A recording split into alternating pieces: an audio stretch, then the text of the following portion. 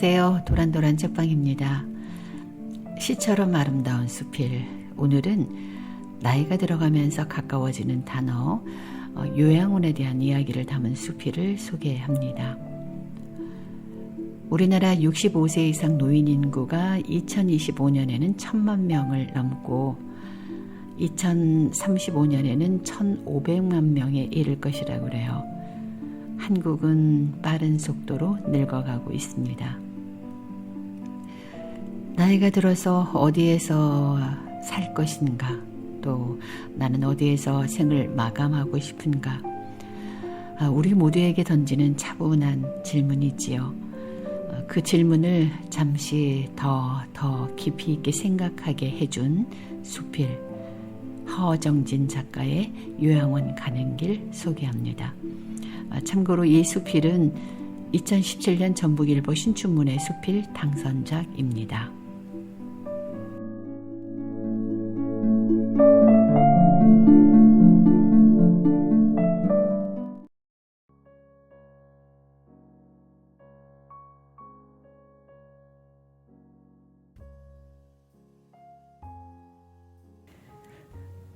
도심지를 벗어나 늦가을 들녘을 가로지른다.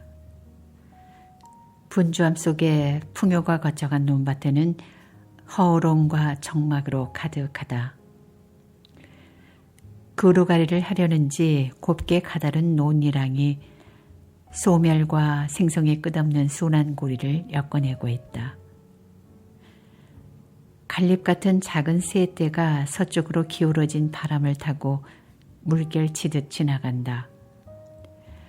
길섭에 열병처럼 늘어선 풀꽃들이 새삼 알짝지근하다. 세상 바뀌어선지 친숙한 것들이 갑자기 낯설게 느껴진다. 산중 작은 요양원이다. 2층에 단아한 주택에 넓은 정원을 가졌다. 각종 꽃나무들이 앞뜰을 이루고 뒷뜰에는 여러 유실수들이 실하게 열매를 맺었다. 시득부득 말라가는 꽃잎마다 지난밤 청아하게 빛나던 달빛 냄새가 스며들었다. 바닥에 수북한 낙엽들이 흙으로 되들어가기 위해 이리저리 몸을 굴리며 옷에 투지 중이다. 별장처럼 단독주택으로 사용하던 것을 개조한 모양이다. 원장인 중년 부부와 8 할머니가 한 지붕 아래 동무되어 살아간다. 식구 많은 어느 가정집 같다. 예배 중이었나 보다. 향기 잃은 꽃밭에 날개 잡은 나비 마냥 오순도순 정물로 모여 앉았다.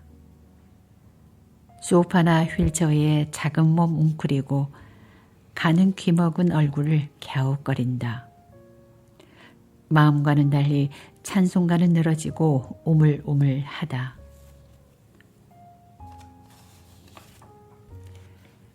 그래도 잘박잘박 발장단과 휘적거리는 손동작으로 기꺼이 흥겨워하는 눈치다.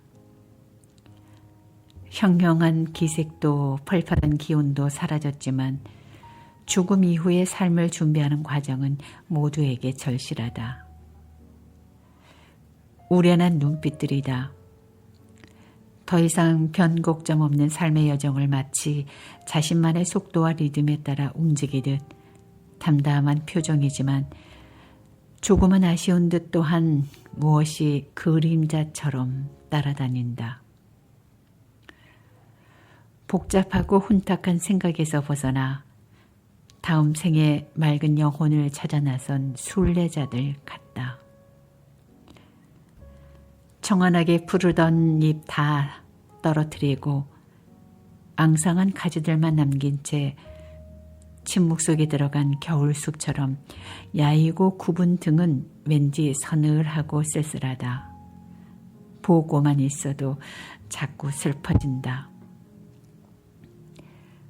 꽃님이니 달님이니 예쁜 방이름을 붙여놓았다. 머리맡 탁자에 가족 사진첩이 체납된 고지서 같은 그리움으로 쌓여있다. 방 안은 정돈되고 청결하지만 온기가 보이질 않는다. 살냄새가 없기 때문이 아닐까. 꽃병의 들꽃 향기도 머무는 자의 향취일 뿐이지 먼 길 떠나는 사람에게는 결코 미혹과 위무가 되지 않는 모양이다. 갖고 갈 짐도 없다. 옷장과 침대 그리고 발밑에 보따리 하나뿐이다. 후덕한 인상의 원장 부부가 한마디 귓속말을 전한다. 할머니들 방에서는 밤마다 옷장 여닫는 소리가 들린다고 한다. 만장처럼 흐느적대는 시간으로 보자기 싸매는 손들이 밤새 사르륵거린다. 입고 갈 고운 옷 하나 머리맡에 두고 크고 작은 보퉁이 발밑에 쟁여놓는다.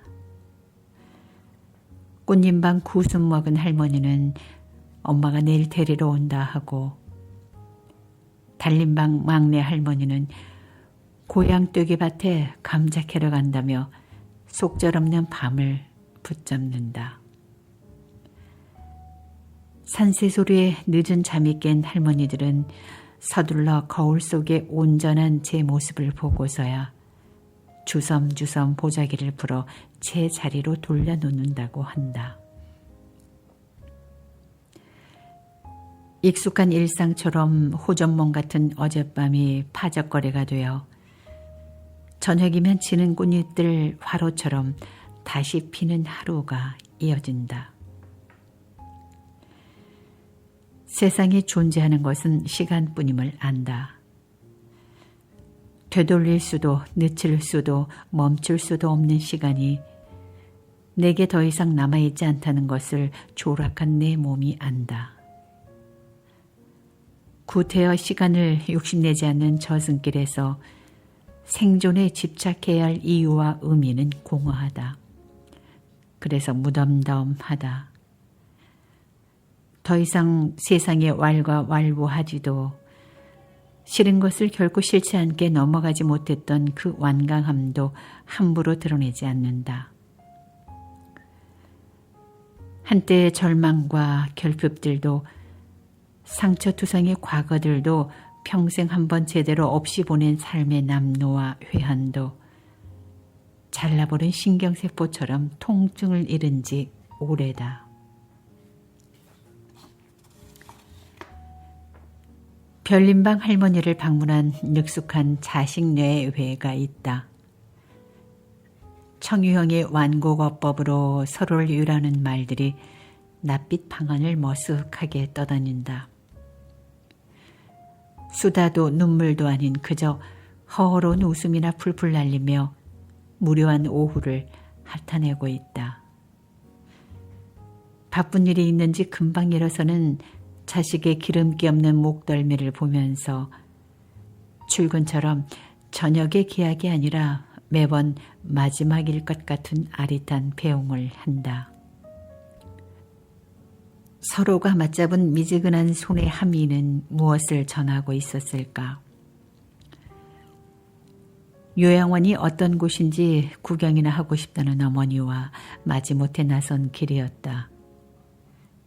연로하지만 아직은 정정해서 뜻밖의 주문의 순간 가슴이 철렁 내려앉았다. 인연의 끝은 늘 이렇게 허망한 줄은 알지만 먼 훗날의 일이라고 밀쳐두었던 현실이 편도선 부은 목에 침 삼키듯 묵묵한 아픔으로 다가왔다. 아니라고. 그런 생각은 추호도 하시지 말라고 단호하게 못 박지 못했던 그 순간을 내내 자책하고 불편스럽기만 했다. 음식 솜씨만큼 입맛도 까다로우셨는데 이젠 그런 투정마저 번거로워할 만큼 기력을 잃었다. 단아하던 몸이 나뭇잎 따나보낸 우둠처럼 홀로 앙상하다.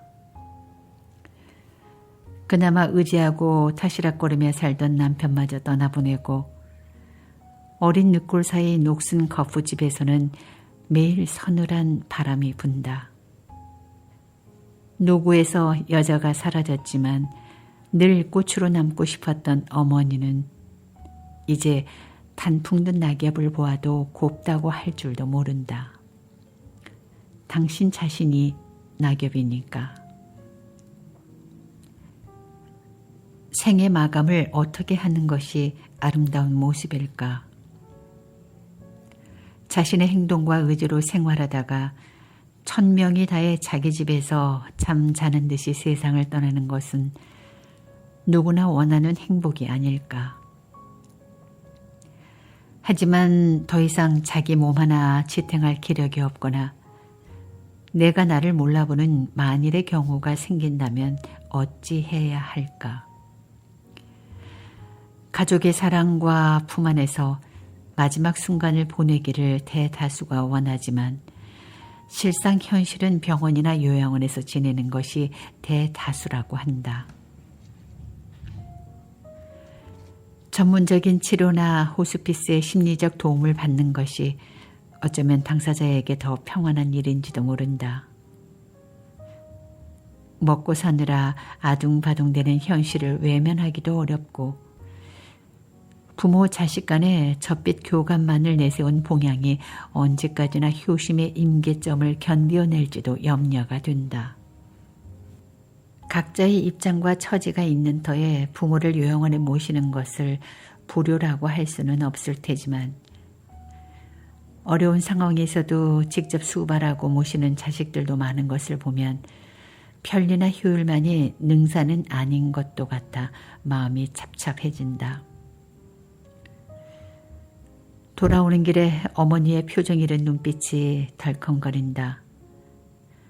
아무리 시설이 좋고 따뜻한 보살핌이 있다고 해도 가족이 배제된 공간은 시골 간이역처럼 낯선 느낌을 지우기 어려웠을 것이다.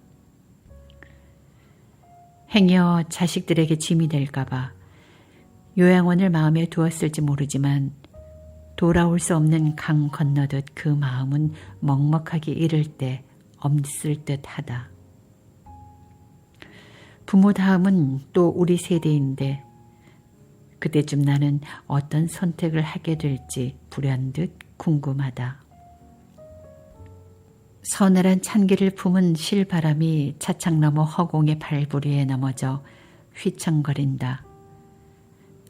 노을에 비친 새털 구름이 꽂힌 듯 눈물인 듯 어쩌면 하지 못한 말들을 가슴 속에 모아둔 채 떠나는 여인들의 뒷모습 같다. 요양원 가는 길은 무겁기만 하다.